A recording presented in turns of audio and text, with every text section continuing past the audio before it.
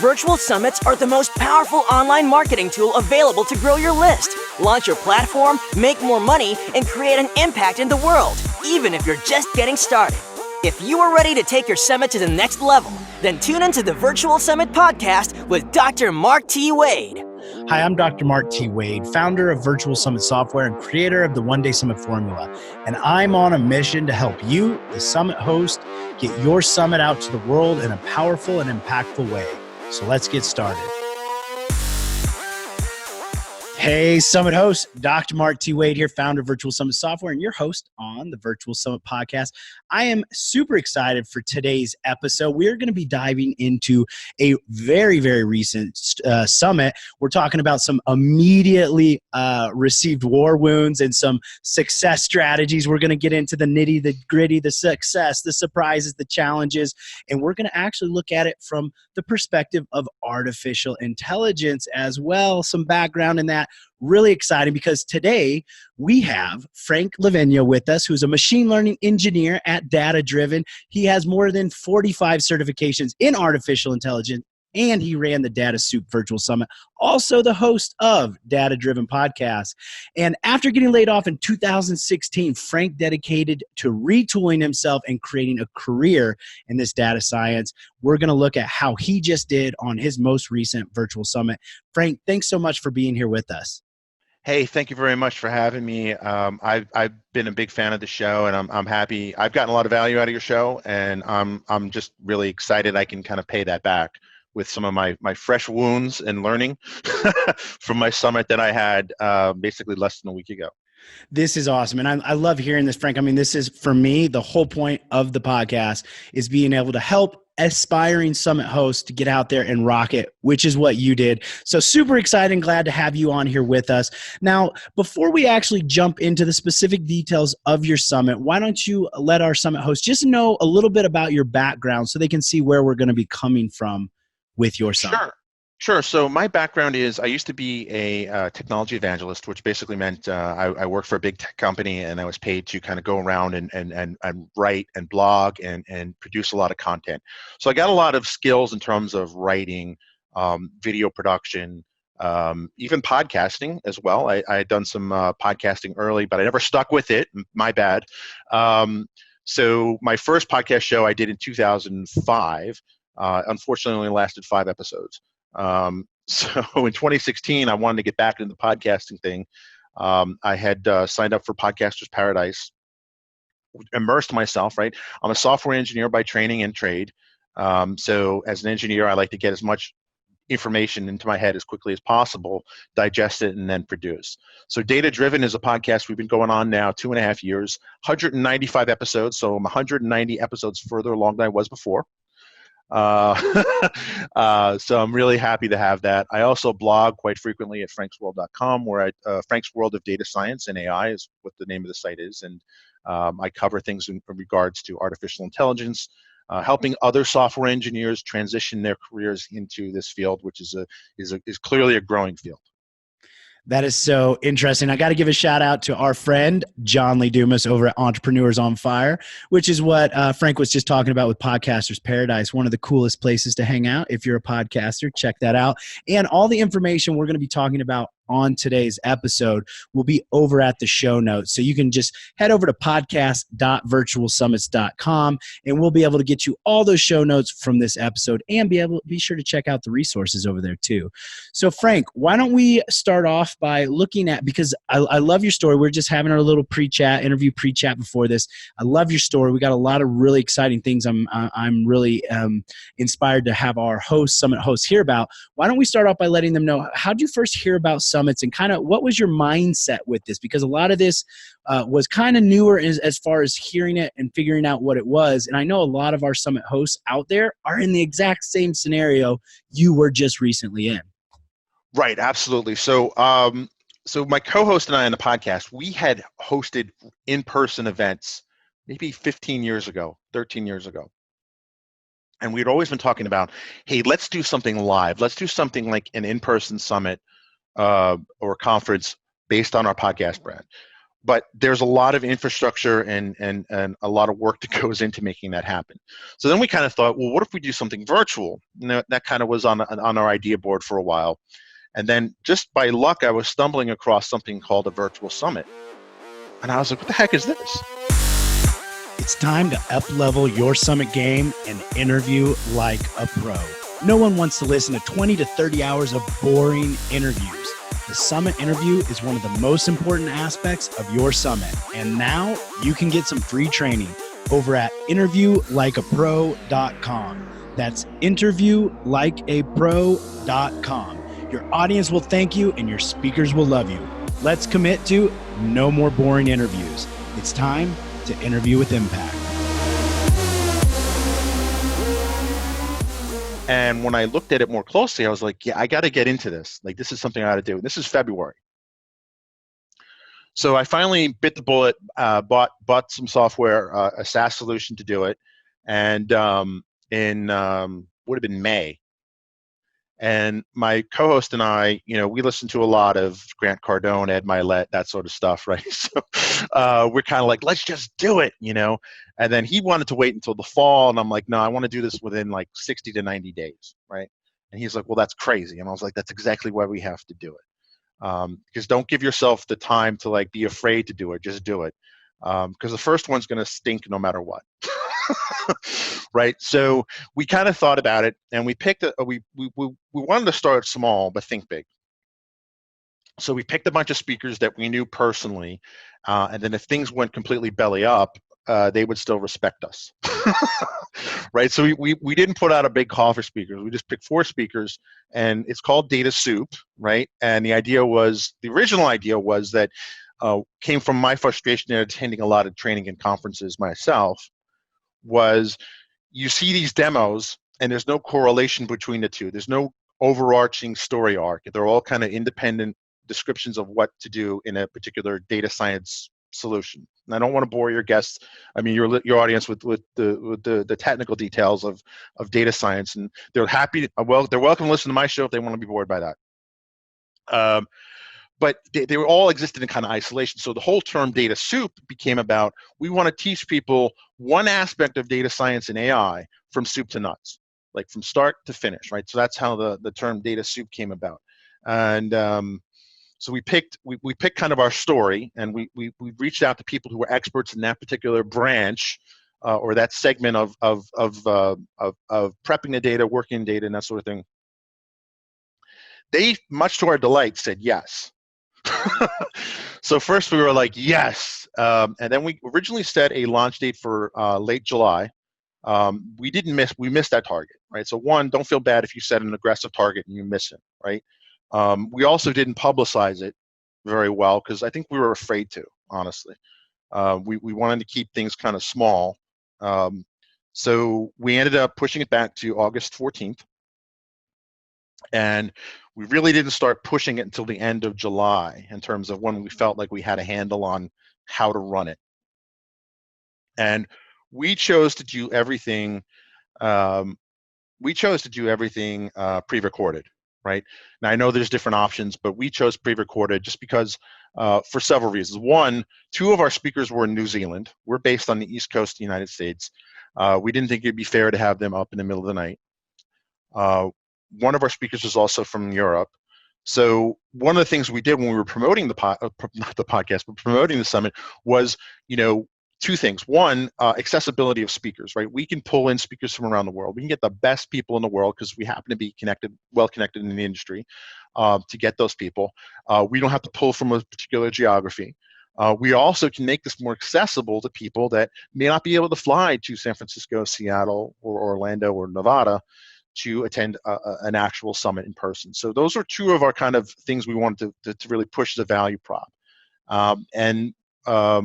We hit a lot of snags. A lot of it was, fear, right? Because we didn't want to look like fools. But then again, we put a lot of trust in our friends and to who really respect us. Another thing we did, which is unique, at least in our community, was affiliate marketing, right? So we told the speakers, here's your affiliate link. Sell as many tickets as you want. We'll split whatever we make with you. Oddly enough, only one of our speakers took us up on that, but she made a pretty decent chunk of change. So we were happy, she was happy. I think that could be a sustainable model for us going forward to lure in other speakers. And our ticket sales kind of went up and down until the day of. The day of, we sold the most number of tickets because there was this whole like, wait, what? This is today? And there was a lot of fear of missing out. And so far, the feedback has been awesome. We've gotten some kind of like people really confused about what exactly a virtual summit is, because that's new to our space. Like that is a relatively new thing in terms of that. I was actually speaking at a meetup in the DC area recently, and I of a room about 50, 60 data engineers and technologists. I said, how many people here have heard of a virtual summit? One hand went up.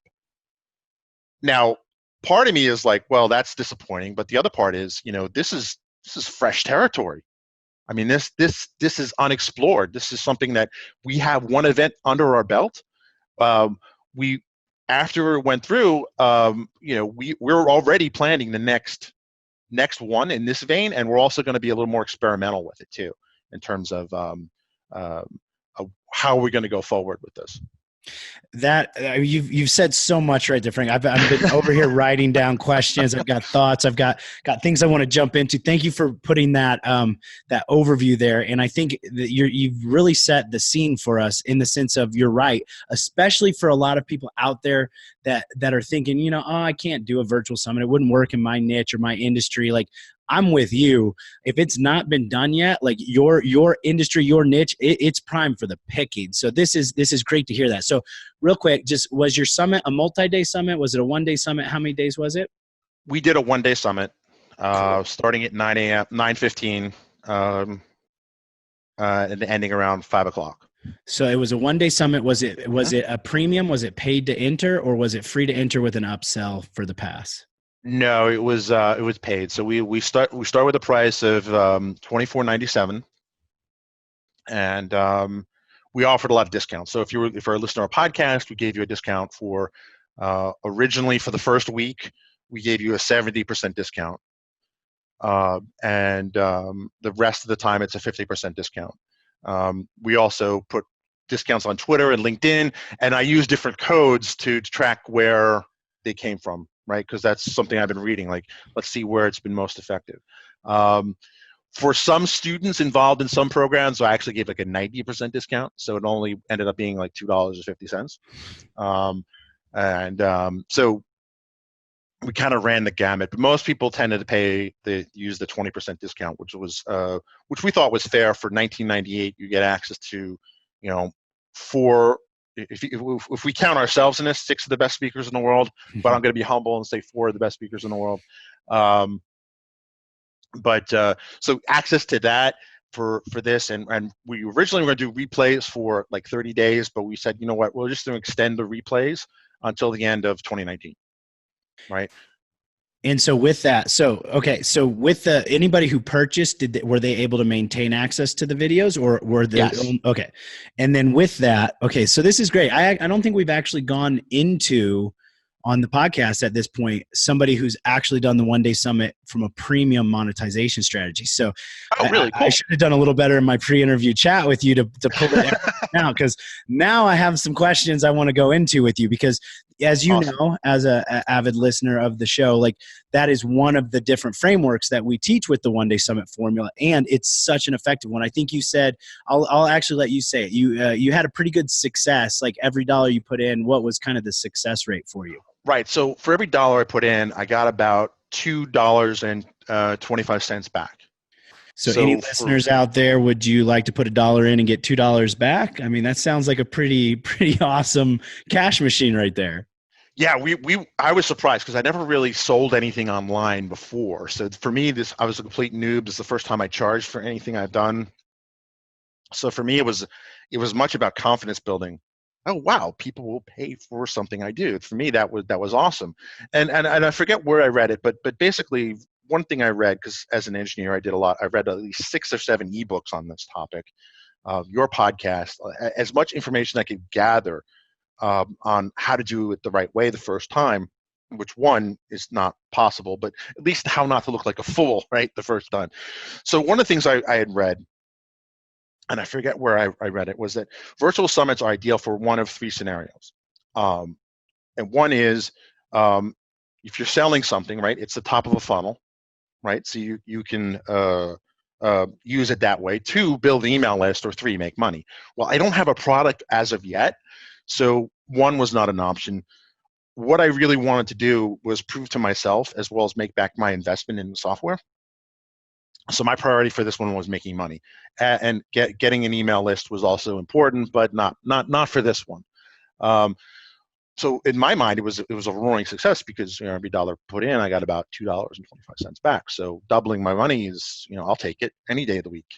Yeah, no, that's incredible, and I love that. Actually, this is one of the fewer times that I've heard of somebody going into it like somewhat of a cold audience with the premium one day summit. Normally, we go like we talk about it when you have an audience, when you have a list. Like a premium one day summit is extremely powerful and beneficial. So this is really inspiring for me too to hear that. Hey, it also works well to cold audience, cold traffic when you probably have the messaging down right, which you guys did. So a question I have, because you mentioned about using the different codes as a way to track where kind of traffic was coming in from. So where did you find for your summit, where was some of the best traffic that was coming? LinkedIn and Twitter.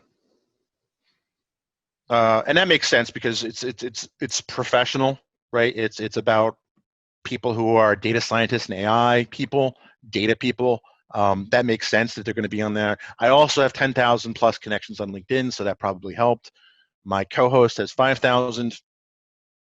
I also have 5,000 connections, 4,000 connections on Twitter, so that helped too. I mean, that kind of helps explain it. Plus, the ability to tag the speakers in both Twitter and LinkedIn was also beneficial, I think, to getting the word out, right? So we can say, hey, I'm hosting this event, but we are also, these are our top speakers, right? So by tagging them, people got to see their name come up in their feed, because I guess that's how the algorithm works, which is awesome because I would post little promo videos, right? Little commercial bumper things that I learned to do in a previous job. And I would see how many times they were viewed. And sometimes, I would get thousands of views on this one video. And you could see the cities, at least on LinkedIn, where they were. And again, two of our speakers were from New Zealand. I had a lot more penetration in Australia and New Zealand and kind of the Oceania area than I normally would, and I suspect that's because people saw that. Now that's an added bonus because most of my network is basically in the U.S. or Europe. So now I have that, people at least know of my name, and I didn't, since the summit was successful, they have a high opinion of me in that area. So I think that it's a good thing for growing the podcast brand, as well as expanding our audience into that. And I've also seen the podcast since the summit launch. Again, it's been 6 days, so it's too soon to call the fight, but I have noticed a spike in traffic from Australia and New Zealand.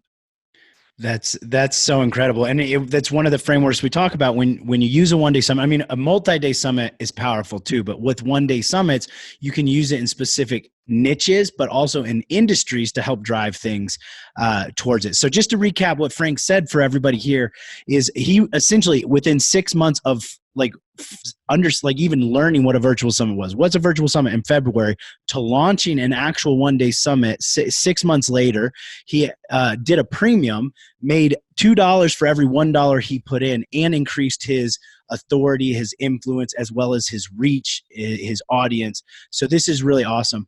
Now, before we kind of start jumping into some of the specifics of the summit of what you've learned, we were having just a little convo ahead of time on one of the podcast episodes you were listening to.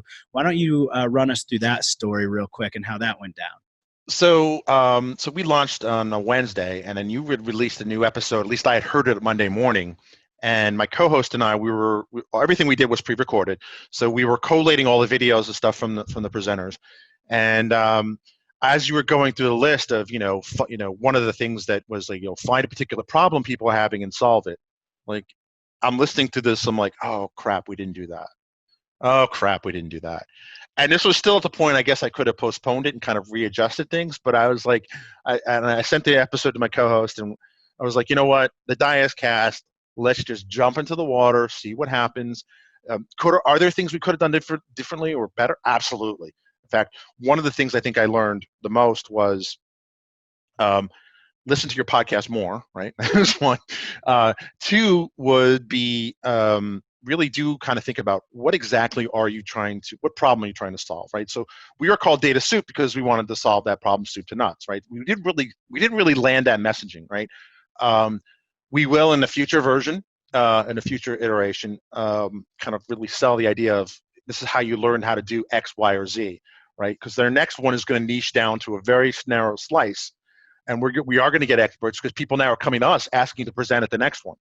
And we want to do one of these at least quarterly, which to do this in person would have been impractical, right? Particularly to niche down, right? So I'll pick a product, right? Cosmos DB, right? Your listeners probably haven't heard of it. It is a very popular service in some things, but there's no one conference that's out there yet, virtual or real, that focus on just this particular product. We can do that because we can assemble some of the best minds in this, have them record a session, and then boom, boom, boom, drill deep into that, right? And then the next one, we'll take one topic, drill deep into it. So if anyone's curious in any of those particular things, we want to be the authority in that space, and we have the ability to do that. It's time to up-level your summit game and interview like a pro. No one wants to listen to 20 to 30 hours of boring interviews.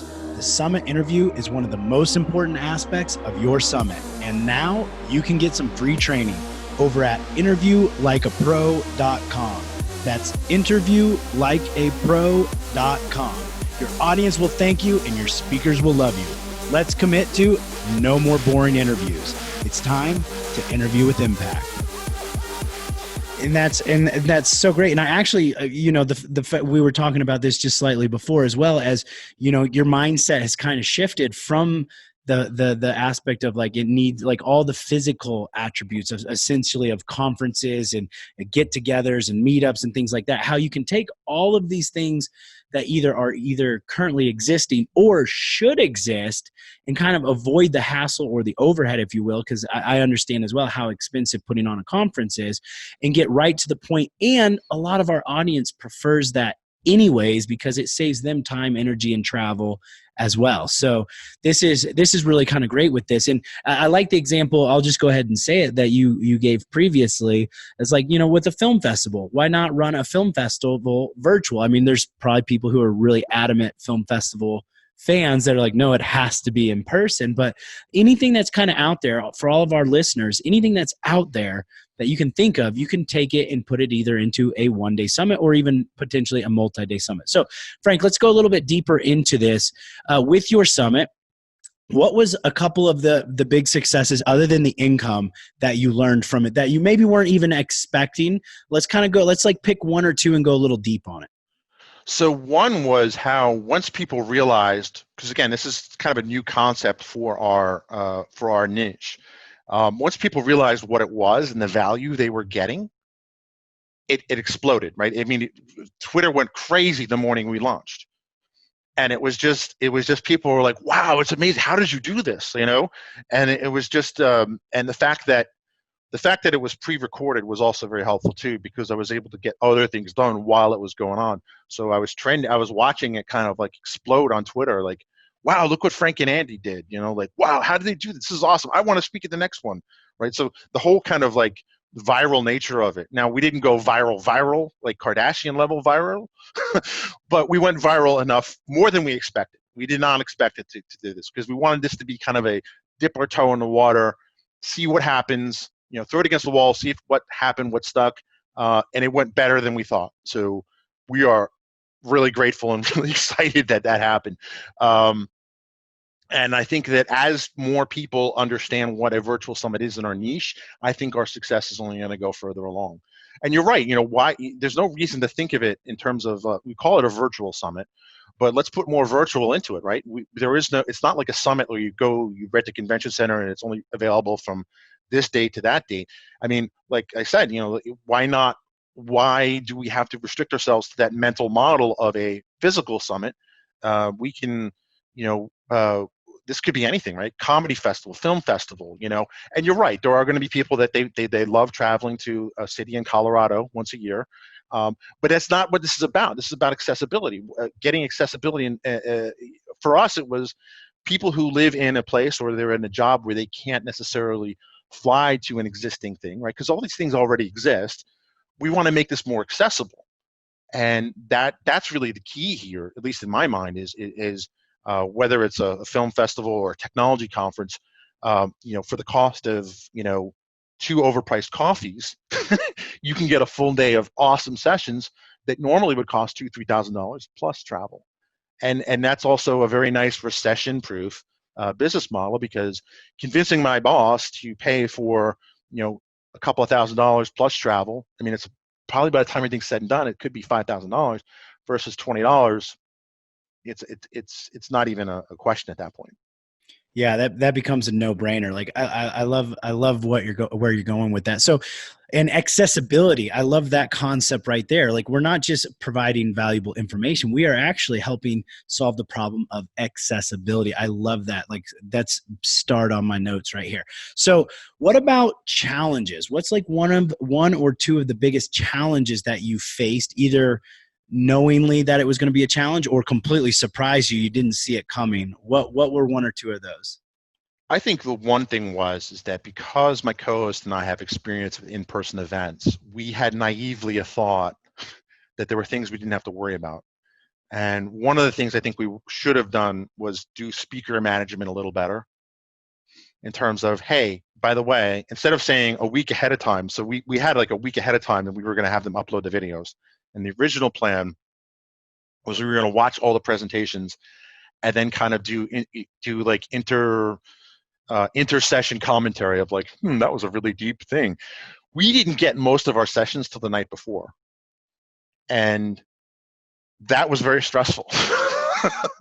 So I think if we do it again, what we're doing, actually, we've already sent out an email to the people that are interested in speaking and they're going to talk this particular niche, is, you know, it's your sessions are going to be due in late September, and we're not going to launch till sometime in October. So we're going to give ourselves like a 2-3 week window this time, as opposed to 1 week, because we know what's going to slip. And if it slips more than a week, then we can kind of have a, you know, pull aside with the presenter, as opposed to a week ahead of time. Was like, well, we didn't really have an alternative. And the funny thing is, my video uploaded and encoded was done at 9:14 a.m. And that was the intro session, which went live at 9:15 a.m. So based on what I can tell, there were on Twitter and other comments, there was like 2 people that attended the summit that weren't able to see it. And I'm like, okay, refresh the page. And I held my breath, and then it went fine. So after that, it went fine. But that kind of that last minute thing was, and part of it was we were like, well, we don't have to deal with the caterer, we don't have to deal with swag, we don't have to deal with this. We were lulled into a false sense of security. Yeah, no, that's a great point right there. And I actually see this quite a bit. I think I did an entire episode, or at least it was a big part of one of the episodes, is a lot of times I see summit hosts get the idea, they want to jump in, they're excited about it, but they don't necessarily give themselves enough time. Luckily, with a one-day summit, it's easier to kind of pull that off. But had you been doing a 60-person multi-day summit, it may have been a critical part of that. So that's great, and I'm hoping everybody listening right now heard that. Give yourself adequate amount of time.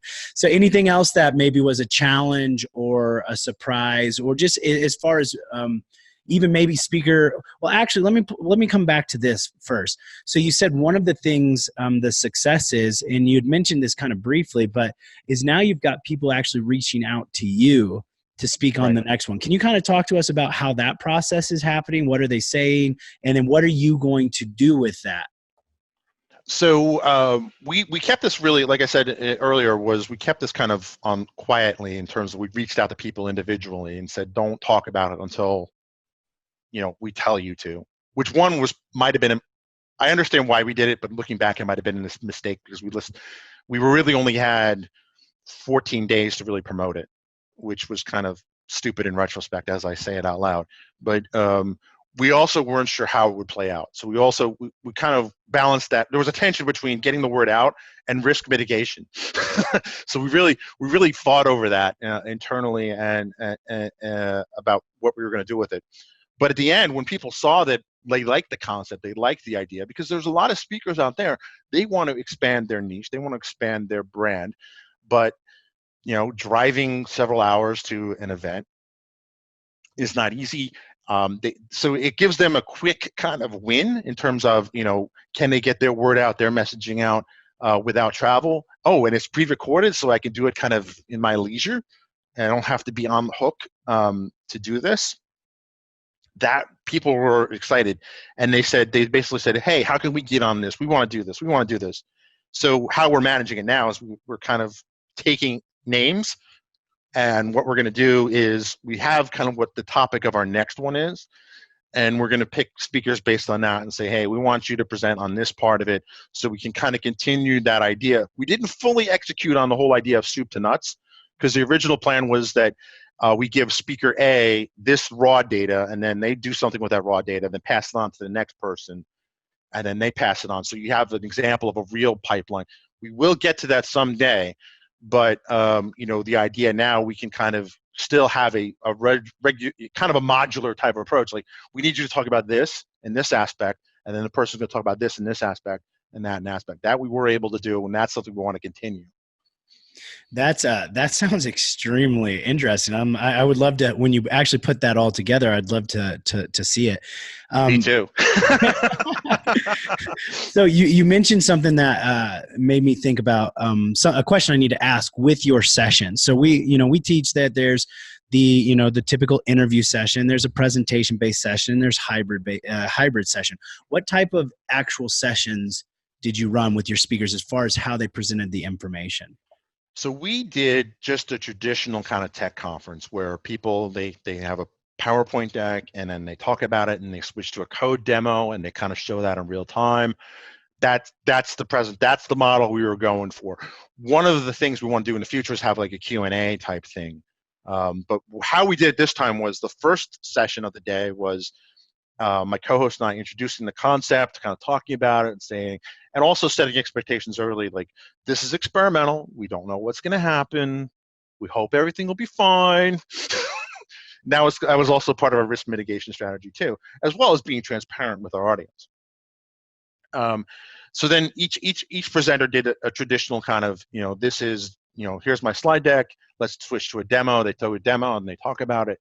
And each one was kind of like that. At the end of it, we had a closing session that we kind of covered, like, we think that went well. We want to do another one. Let us know what you think. Reach out to us, that sort of thing. It's time to up-level your summit game and interview like a pro. No one wants to listen to 20 to 30 hours of boring interviews. The summit interview is one of the most important aspects of your summit. And now you can get some free training over at interviewlikeapro.com. That's interviewlikeapro.com. Your audience will thank you and your speakers will love you. Let's commit to no more boring interviews. It's time to interview with impact. So that actually is exactly what I would normally recommend to people. Like, so interviews are out. The interviews are, in a way, overdone. And actually the part with the interviews, so when we do virtual summits, we do more of a hybrid session, because one, presentation-based sessions get more engagement. They have longer viewer times, and they have a higher perceived value from the audience. So you hit that out of the park. The other part is, a lot of times the hosts who are doing the interviews, they're not the best interviewers in the world. They haven't had a lot of training on it. So for everybody listening out there, this is another great example. If you've had any kind of like, well, I don't know if my speaker will do it, or if I don't know if the audience will like it, here you go. This was a presentation-based session for a virtual summit. So amazing. So as we start to wrap this up, Frank, I'd like to actually just kind of hear any kind of higher level feedback, because this is your first time going through a virtual summit. You got the concept, you got the idea, you jumped right in, you did it, and you had a lot of success from it on all fronts. So for any of our summit hosts out there that are listening, that are maybe even just considering a virtual summit, or maybe they're a little afraid of doing one, like, what's kind of your feedback to them? Give them a little inspirational pep talk. I'm going to say, right from a sneaker commercial, just do it. I mean, I was scared to death, even the day of. I was scared to death. Like, this is going to blow up. This is going to be awful. Um, but it worked. It worked better than I thought, and stop thinking about what can go wrong and start thinking about what can go right. This is a new medium. If you're new to your niche, right, you are going to have the challenge of selling the idea to your niche, but there's no expectations.